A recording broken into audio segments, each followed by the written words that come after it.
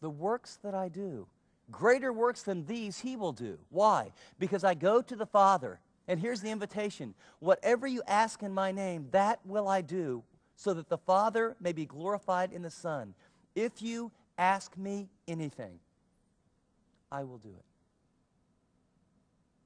Do you believe that? Or have we, over time, been so unconsciously and unwittingly dumbed down that the basic question we unconsciously ask is, how do I make it through this week? How can I get my kids through college? How can we take the business to the next level? How can my marriage be a little bit better than it was last year? Well, let's kind of help out the church and, let's teach a class here and do something there.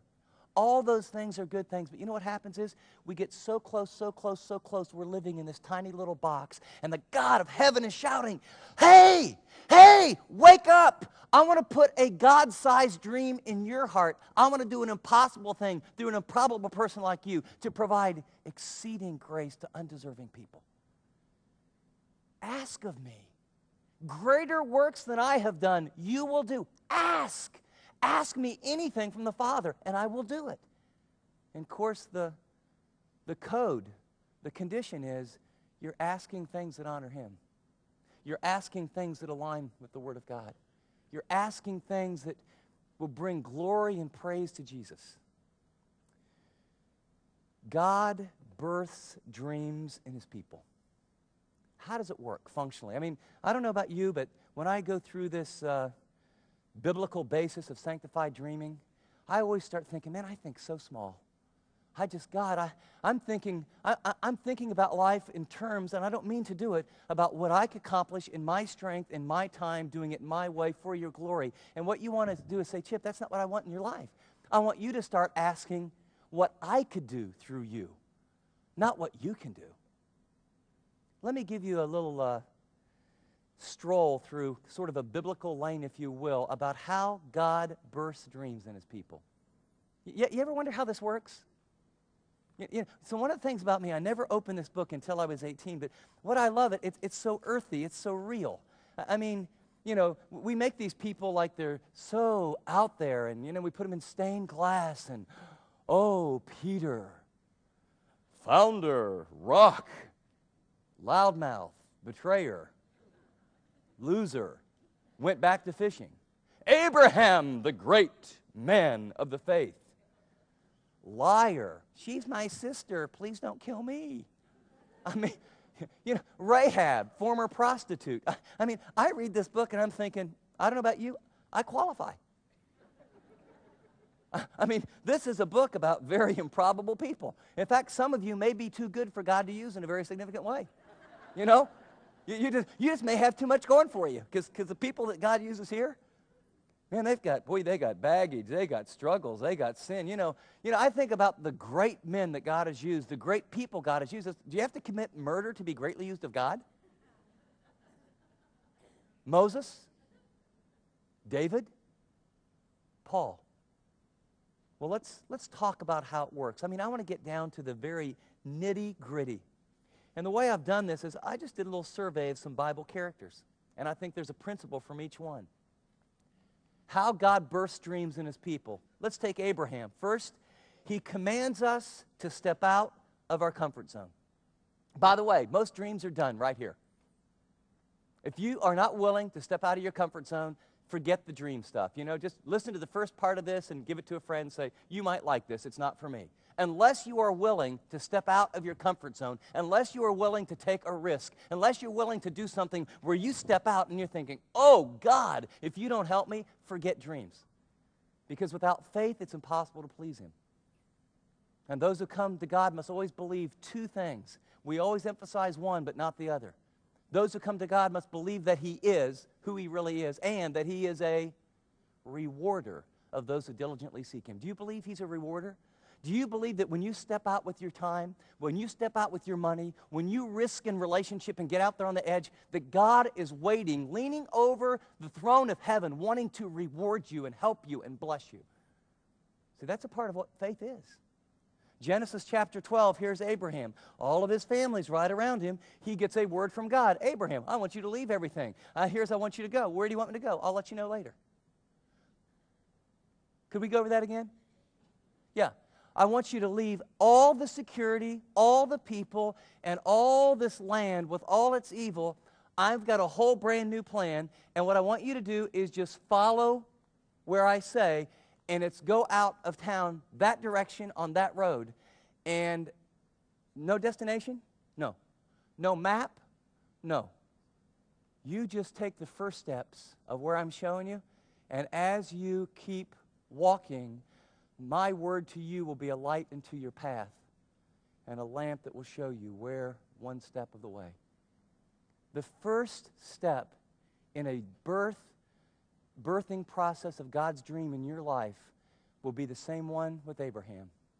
You have to be willing to step out of your comfort zone. Second, from the life of Joseph, we learn he puts a dream within our hearts. This isn't something you have to go out somewhere and say, what's some great, wonderful thing? What are your passions?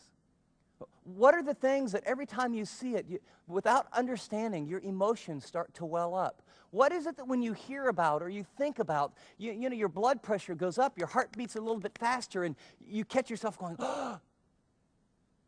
See, God, Joseph was just dreaming. And God put a dream in his heart because he had a plan for his life. And you remember the dream that he gave him was Joseph? I'm going to have you in a position where, you know what, your brothers, in fact, your folks, they're going to bow down to you. And now, he wasn't very mature. We're often not very mature with our dreams. He blabbed and he was kind of arrogant, had some character issues to deal with. But, you know, a few times in prison and a little bit of neglect, that'll get your character, you know, where it needs to be. And, you know, that's what God does.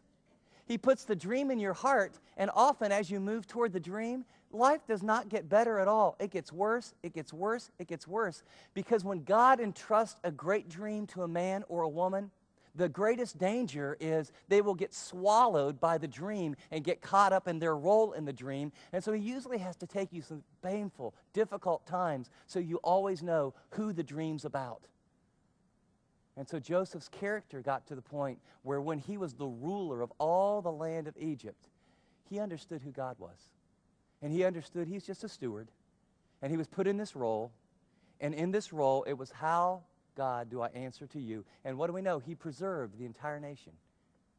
He saved God's agenda, humanly speaking. But God will give you a promise. God will birth a dream. What's yours? See, this isn't a pie in the sky, self-help, get everybody fired up. Hey, let's dream a great dream. I want to tell you the process it really happens. It starts with Abraham. You get out of your comfort zone. Then it moves to Joseph. He births the dream. And then third, we move on to Moses. He allows us to fail in our attempts to accomplish his dreams in our own power. Moses got a dream from God. He got the right dream, didn't he? He wanted to deliver his people. But he's 40 years old, and he sees a couple guys fighting. He goes, hey, you know, you are hurting one of these Israelites. So he kills this man. The next day he goes out and sees two other people fighting. But this time, instead of a harsh Egyptian hurting a Hebrew, it's two Hebrews. Hey, he says, guys, stop. And they turn to him and say, well, who made you ruler or deliverer over us? What, are you going to kill us like the guy you did yesterday? And he goes, uh-oh, I don't think that little burial in the sand trick is going to work. And he runs for his life. Did he have the wrong dream? Or did he have the wrong method? See, God will move you out of your comfort zone. He'll begin to plant the dream. And did you notice did Joseph understand all the dream? You know, hey, it's this, and it doesn't make any sense. But I'll bet in prison, and I'll bet when he was wrongly accused by Potiphar, I bet those visions and those dreams would come back to him and think, it sure doesn't look like I'm going to have this position, and my brothers and sisters are going to bow down to me, but Lord, I just trust you. And Moses had the right dream but had the wrong method. And I want to encourage you that as God bursts something in your life, you will often go about doing exactly the right thing in exactly the wrong way. And he'll let you fail. He'll let you do it in the energy of your flesh. It's not like you were trying to do it that way. You know, you're just you and I'm just me, and you're saying, hey, I want to do something good. And you do it, and he will allow you to experience tremendous pain and failure. Thanks for joining us today. We're in a series called Good to Great in God's Eyes, and we're talking about dreaming great dreams. And then we talked today about how God develops dreams in us. And you just heard about how with the life of Abraham, that God will cause you to move out of your comfort zone. That's a prerequisite. And from the life of Joseph, he's going to do some things where he puts that dream in your heart. And then we learned from the life of Moses, often God will allow you to fail in trying to fulfill that dream out of your own energy. You know, Moses, God's will was very clear. You are to lead my people. You're to deliver them out of Egypt. But 40 years before he did it right, he did it wrong. He did it in his own strength. You know, he killed the Egyptian. And here's what I want you to hear. I want to just really be tender with you here. Many of you watching on this day have had your dreams die. You thought you had a dream. You had some desires in your heart. You thought someday, some way. And then you launched out and you tried to do it and it fell flat. And you wrongly assumed, oh, that wasn't God's dream. God could never use me. Wait a second. What did we learn? God uses ordinary people to do extraordinary things, to provide exceeding grace to undeserving recipients. That's the story of this book. This isn't a book of superstars. This is regular people like you and me. But there's a process. You know, he moves you out of your comfort zone. You know, relationally and financially and by faith, pretty soon you got to move. And as you begin to move, it gets scary. And then he plants that dream in your heart. And certain things that just bug you and you can't shake them. And, you know, you can get away from them for a year or two and they come back. And they're great things that you know could happen if there was time and money and leadership that would really help people for the glory of God. And some of you launched out and it didn't work. And you wrongly think it wasn't God's dream. Could I suggest that maybe you're right where Moses was?